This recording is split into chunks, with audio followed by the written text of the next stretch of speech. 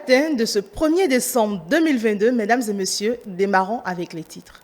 Le gouvernement rencontre mardi prochain les partenaires sociaux pour échanger autour des options retenues pour la revalorisation salariale. Le point d'étape sur les modalités de cette revalorisation a été présenté en Conseil des ministres de ce mercredi. Sur les décisions prises lors de ce conclave, il y a cette volonté de l'exécutif de réhabiliter entièrement les monuments Tofa Ier et Toussaint Louverture. La contractualisation pour la mission de conception, construction, livraison et assemblage des dites statues ont été autorisées. Et puis hier 30 novembre 2022, cela fait exactement 50 ans que l'ancien président Mathieu Kérékou présentait les grandes orientations de l'action de son gouvernement. À suivre, le dossier des Trois Glorieuses. Voilà.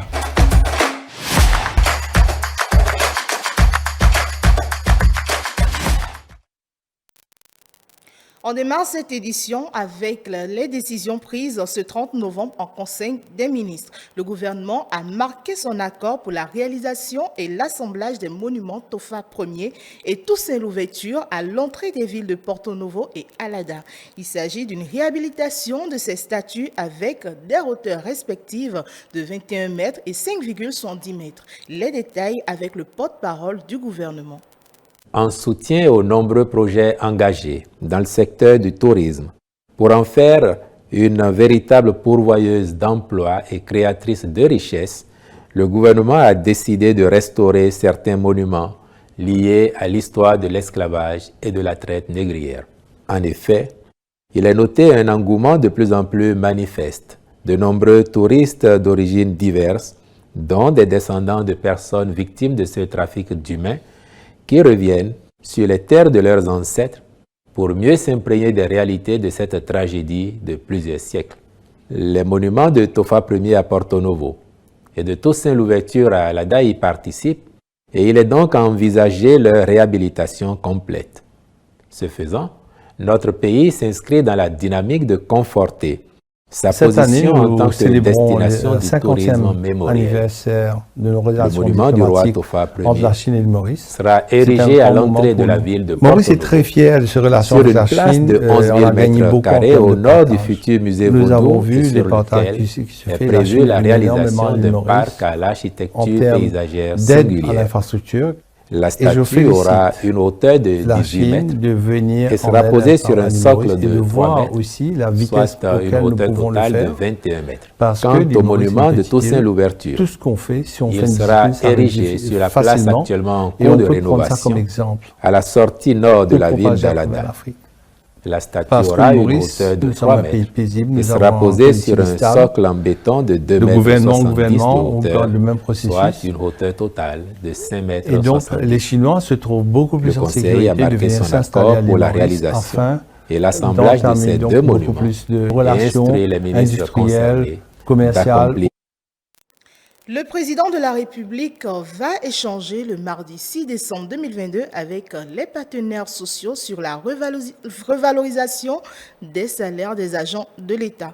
À cette rencontre à laquelle le patronat est convié, les conclusions des travaux de la commission mise sur pied pour étudier la question seront présentées en vue de recueillir les avis et suggestions, renseigne le relevé du Conseil des ministres de ce 30 novembre. En attendant le 6 décembre, Mathieu Bocon nous replonge dans les discussions tenues le 27 avril 2022 à ce sujet. Mardi 26 avril 2022, une date à la limite inoubliable pour les travailleurs. Ce jour-là, le gouvernement, les 3 syndicats les plus représentatifs et le patronat ont trouvé un accord au thème d'une rencontre qui a duré des heures et présidée par le chef de l'État, Patrice Talon. Au menu des échanges, le salaire minimum interprofessionnel garanti SMIG, resté fixe depuis 2014. Et sur la question du SMIG, nous avons convenu, après échange avec les employeurs, de retenir une augmentation de 30% du SMIG actuel, qui doit passer de 40 000 francs à 52 000 francs CFA. Désormais, le SMIG au Bénin va passer de 40 000 à 52 000 francs CFA. Il augmente de 30%. Un taux de retenue de façon consensuelle par toutes les parties. Le chapitre revalorisation des salaires n'est pas achevé, mais les principes généraux sont quand même définis. Il est prévu 2 niveaux d'augmentation, à savoir le relèvement du point d'indice et une augmentation par catégorie. SMIC qui est de 30%, exactement ça prend effet à partir de quand? Il ressort de la présentation faite au Conseil que les options sont retenues. Mais les contraintes d'agenda n'ayant pas permis de rencontrer les partenaires sociaux plus tôt, conformément à son engagement, le gouvernement a retenu d'organiser une rencontre avec ceux-ci et le patronat le mardi 6 décembre prochain. À l'occasion, les conclusions des travaux leur seront présentées en vue de recueillir leurs avis et suggestions. Il faut rappeler que cette hausse est assortie d'une obligation faite aux employeurs de souscrire une assurance maladie pour leurs salariés à faible revenu à compter du 1er janvier 2023. 30 novembre 1972, 30 novembre 2022, exactement 50 ans aujourd'hui que l'ancien président Mathieu Kérékou présentait les grandes orientations de l'action de son gouvernement d'alors. Le discours-programme qui devrait affranchir le Dahomey de la domination étrangère et relancer son économie a été présenté 50 ans après, les Béninois s'en souviennent. Témoignage de quelques professionnels des médias de l'époque. 50 ans après la prononciation du discours-programme à Abomey par le général Mathieu Kérékou, premier événement des Trois Glorieuses, ces hommes des médias, la plupart professionnels à l'époque, se rappellent des événements comme si c'était hier. 30 novembre 1972, 30 novembre 1974, 30 novembre 1975, tout ceci, je les ai célébrés, je les ai subis, vécus en tant que professionnel de la presse. C'était aussi le moment où l'analyse était unidimensionnelle. La vérité venait d'un seul côté. Après le discours-programme, en filigrane, il fallait transformer la révolution en quelque chose de vraiment populaire. D'où, 2 ans après, le 30 novembre encore, 1974, il y a eu l'adoption du marxisme-léninisme comme guide idéologique de la révolution. Et, un an après, le 30 novembre 1975, la création de la République populaire du Bénin et la fondation du Parti de la Révolution populaire du Bénin. Donc, la théorie qui doit conduire, c'est le marxisme-léninisme, mais le socle de développement est le socialisme scientifique. Donc, le prolétaire de tous les pays, unissons-nous. Donc, quand il y en a pour un, il y en a pour deux. Ces anciens journalistes nostalgiques du passé nourrissent des regrets en ce qui concerne la gestion qui a caractérisé la suite de cet élan de développement démarré en 1972. D'abord, le pouvoir n'est pas une affaire des militaires.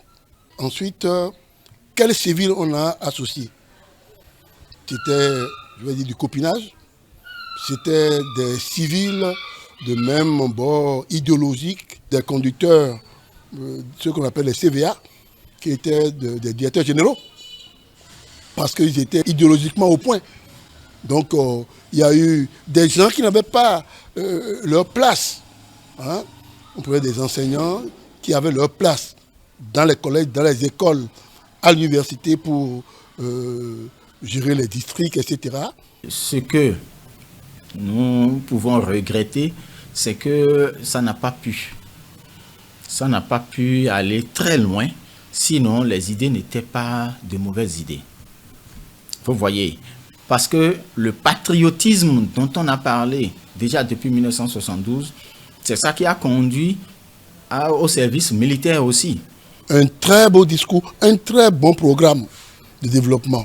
Si cela avait été suivi par ceux qui l'ont proclamé et continué par ceux qui ont pris la situation du pays, on n'en serait pas là aujourd'hui. Tout ceci aurait été un succès, aurait donné vraiment la pleine capacité de ce pays s'il n'y a pas eu des erreurs, des politiques, des luttes entre les partis politiques, entre les idéologies.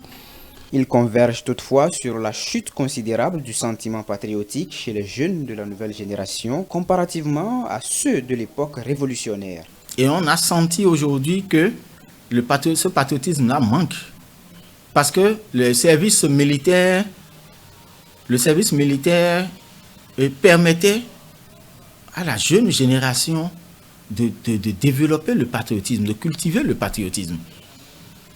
Aujourd'hui, beaucoup de choses nous manquent. On n'a plus le sens du respect du drapeau. Avant, quand on saluait le drapeau, vous êtes obligé de vous arrêter. Personne ne vous arrête, mais vous-même, vous vous arrêtez parce que vous dites, c'est le Bénin. C'est mon pays. Mais vous voyez, on brûle un drapeau palestinien. C'est la guerre qui commence. Les gens commencent par se donner la mort parce qu'ils attaquent même celui qui est supérieur. On brûle le drapeau israélien, c'est des bombardements. Mais aujourd'hui, au Bénin, ça ne dit rien à personne. Vous voyez le drapeau, ça reste sous la pluie, sous le soleil, ça se déchire, ça ne dit rien à personne. C'est dangereux. C'est très dangereux. On n'a rien d'autre de plus que le Bénin. C'est ça que nous avons de commun. Vous voyez, quand les écureuils jouent et ils gagnent, tout le monde est content, opposants, mouvanciers et tout. La seule chose que opposants, mouvanciers, nous tous, nous avons de commun, c'est le Bénin. Et c'est ça qu'on ne cultive plus, le respect du pays. Ces professionnels des médias exhortent à la vulgarisation de ce pan de l'histoire de notre pays à l'endroit des plus jeunes de la République et de la diaspora pour sa pérennisation. Les acteurs politiques béninois se souviennent également de ces événements. Quelques rencontres par Modeste Dossou Togbe font ici le bilan des 50 ans après le discours programme.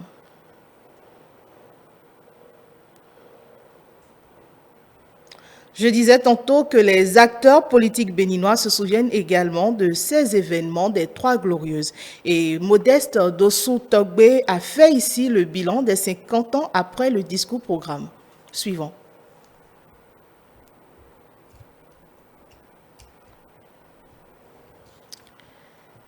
Bon, on passe à une autre actualité, si la régie nous le permet. Tournons-nous à présent vers les acteurs de la société civile.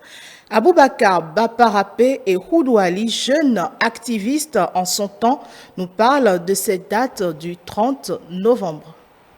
Le 30 novembre 1972 est la consécration de la première conférence nationale du Bénin, qui a donné donc le discours programme d'indépendance donc que les forces vives de la nation ont eu à élaborer à la demande du gouvernement militaire révolutionnaire afin d'avoir un programme de gouvernement consensuel dans le développement du processus révolutionnaire. Donc, le 30 novembre 1972 nous rappelle alors le discours programme du développement pour l'indépendance et le développement national. Le discours programme, il y avait une phrase très célèbre, je gagne 15 francs, c'est ma solde, elle me suffit. Quand on dit je gagne 15 francs, c'est ma solde, elle me suffit, cela veut dire qu'il fallait avoir l'esprit d'abnégation, l'esprit de sacrifice et ne pas chercher à s'enrichir sur le dos de l'État. Donc ce qui était devenu un sport national. Et puis bon, la lutte anti-impérialiste. Vous comprenez, la caractéristique fondamentale et la source première de notre arriération est la domination étrangère. Le discours programme cadrait en fait, sortait des sentiers battus et donnait une orientation sur le comportement que le citoyen doit avoir. Une orientation sur ce que le gouvernement entend faire donc, pour, comment on appelle ça, réhabiliter notre pays qui était considéré comme étant le temple des coups d'État. Donc à tout moment il y a coup d'État, donc voilà cette orientation-là qui avait guidé la jeunesse et qui avait connu l'adhésion populaire à l'époque. Donc c'est ça qui a fait que le gouvernement révolutionnaire d'alors a été largement soutenu par une large frange donc, de la population qui a contribué réellement à l'enracinement de cette révolution-là. Nous vous proposons à présent le rappel des faits liés aux Trois Glorieuses, les 30 novembre 1972, 1974 et 1975 par Stélia Padono. 26 octobre 1972, prise de pouvoir par le général Mathieu Kérékou à la suite d'un coup d'État. Il ouvre une nouvelle ère, rompant ici avec les traits caractéristiques de la période précédente. Hégémonie politique, instabilité institutionnelle. Kérékou inaugura dès lors une longue période de stabilité relative au cours de laquelle des élites civiles et militaires s'affirmait dans l'espace public. 30 novembre 1972, un mois après sa prise de pouvoir, Mathieu Kérékou dévoile son ambition, celui du gouvernement militaire révolutionnaire, à travers un discours-programme. La caractéristique fondamentale et la source première de l'arriération de notre pays est la domination étrangère. Un discours qui prône une politique nouvelle d'indépendance nationale avec pour finalité la liquidation définitive de l'ancienne politique à travers les hommes, les structures et autres. Le gouvernement d'alors préconise 3 approches de solutions. La première, compter sur nos propres forces, nos propres ressources. La deuxième, la réorganisation de toutes les structures économiques, culturelles et sociales du pays dans le sens d'une libération de la domination étrangère. La troisième, le développement de nos relations extérieures avec tous les pays sans discrimination sur la base du respect de la souveraineté nationale, de l'égalité et l'avantage réciproque. Et pour finir, la nécessité d'affermir l'autorité de l'État. Point par point, secteur par secteur, la vision des dirigeants d'alors a été déclinée. On peut retenir entre autres pour le secteur de l'agriculture la mise sur pied d'une politique de garantie et d'amélioration du prix aux producteurs. En ce qui concerne les entreprises industrielles et commerciales et les institutions financières, l'objectif doit être la prise en charge progressive par l'État du contrôle des secteurs vitaux de l'économie qui conditionnent le développement et l'indépendance du Dahomey et donc la mise en valeur de nos ressources. Entre autres ambitions, l'amélioration de l'efficacité de l'administration en la débarrassant des procédures tracassières et stérilisantes. Rapprocher par la décentralisation le pouvoir du citoyen, puis garantir l'indépendance de la justice. Des balises jetées en son temps pour remettre le pays sur les rails. L'enjeu, c'est le Dahomey. Il s'agit de réaliser dans notre pays une société où il fait bon vivre parce que chacun y pourra disposer de minimum nécessaire pour une vie décente. Tout le monde était donc invité à contribuer à la réalisation des objectifs fixés. 2 ans plus tard, 1974, toujours le 30 novembre, devant une assemblée de notables, Mathieu Kérékou proclame le discours d'orientation nationale qui fait option de la philosophie marxiste-léniniste comme mode de gouvernance. Nous déclarons donc que la seule voie de développement historiquement juste pour le peuple dahoméen est la voie socialiste de développement. Le 30 novembre 1975, à la place de l'indépendance, le président Mathieu Kérékou procède au changement du nom Dahomey. La République populaire du Bénin naît avec l'instauration d'un parti unique, le Parti de la Révolution populaire du Bénin. Le drapeau devient vert, frappé d'une étoile rouge. Le combat que nous menons est juste, nous ne devons pas échouer. Notre voie d'action est le socialisme, notre guide le marxisme-léninisme. Dans le décryptage spécial de ce 30 novembre dédié à ces 3 grands événements, le consultant politique Agapit Napoléon Maforican a fait son analyse sur le contenu du discours-programme de 1972 et l'évolution dans le temps. Voici le compte rendu de ce plateau spécial que nous propose Modeste Dostou-Togbe. Le Bénin sous la période révolutionnaire a été marqué par 3 grands événements enregistré un 30 novembre. Il s'agit du 30 novembre 1972, du 30 novembre 1974 et du 30 novembre 1975. Ces 3 dates forment dans l'histoire politique de la période révolutionnaire du pays ce qui est communément appelé 3 glorieuses. Le jeudi 30 novembre 1972, dans l'optique de redresser le pays, un discours-programme a été présenté solennellement par le chef de l'État Mathieu Kérékou. Ce discours invite les citoyens à compter d'abord sur leurs propres forces, sur les ressources du pays et sur l'initiative créatrice des larges masses dans la lutte pour la liberté, de la domination étrangère, pour le développement économique et pour donner au peuple la dignité et la personnalité d'un peuple libre.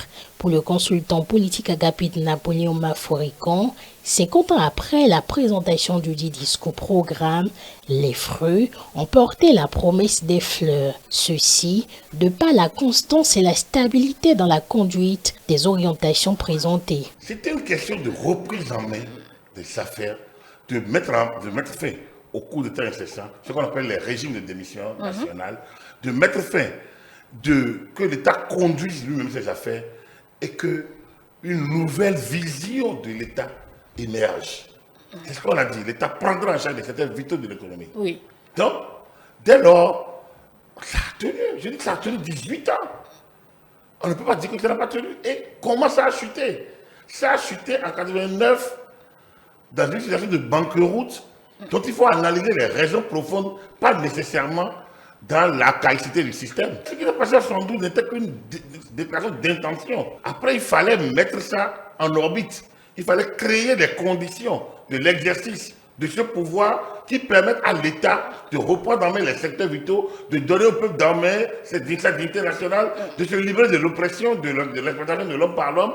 C'était le discours de l'époque. Il fallait donner au peuple les moyens. Et pour avoir les moyens, il faut s'appuyer sur une idéologie. Que le système ait pris un virage en 1914 me paraît, moi, normal. Et c'est ceux qui sont surpris que ça m'étonne. Je suis surpris qu'ils soient surpris. Le néocolonialisme s'est installé dans les pays africains où les peuples sont de plus en plus moins ingénieux. On a l'impression que nos chefs d'État sont devenus de petits roitelets français, des personnes à la sorte un peu de la nouvelle politique française, ce qu'on appelle le néocolonialisme. C'est-à-dire qu'au lieu de nous libérer totalement de l'emprise du colon, la situation s'est empirée, a fait plus prédateur que le blanc, beaucoup moins ingénieux que le blanc, beaucoup moins travailleur, beaucoup moins inventif, beaucoup moins engagé, mais beaucoup plus dans la jouissance du pouvoir, dans l'appropriation d'un certain nombre de prérogatives et apparemment dans un leadership qui écarte les 3 hommes, Aoumandegbe, Apiti et Sotomaga, n'ont pas réussi à créer l'osmose. En Côte d'Ivoire, ça a marché, ça a fonctionné. Au Sénégal, ça a fonctionné. De la France, colon, on a viré un peu vers la France alliée, amie, ce que d'autres appellent la France-Afrique. Chaque citoyen est donc invité à travailler pour son époque et pour son environnement, peu importe le secteur d'activité. Nous devons nous appuyer sur la dynamique de 30 novembre 1972, la caractéristique fondamentale et la source première de la réaction dans notre pays, qui est la domination étrangère.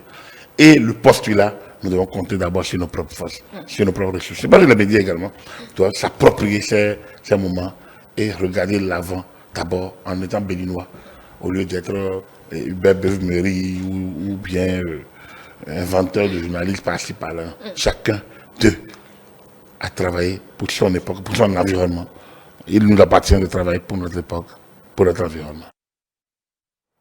Vous suivrez dans nos prochaines éditions les interventions des acteurs politiques béninois qui ont toujours en mémoire ces grands événements. C'est la fin de Info Matin, surtout ne bougez pas, la suite de Le Réveil Matin avec questions électorales y compris, c'est juste après moi.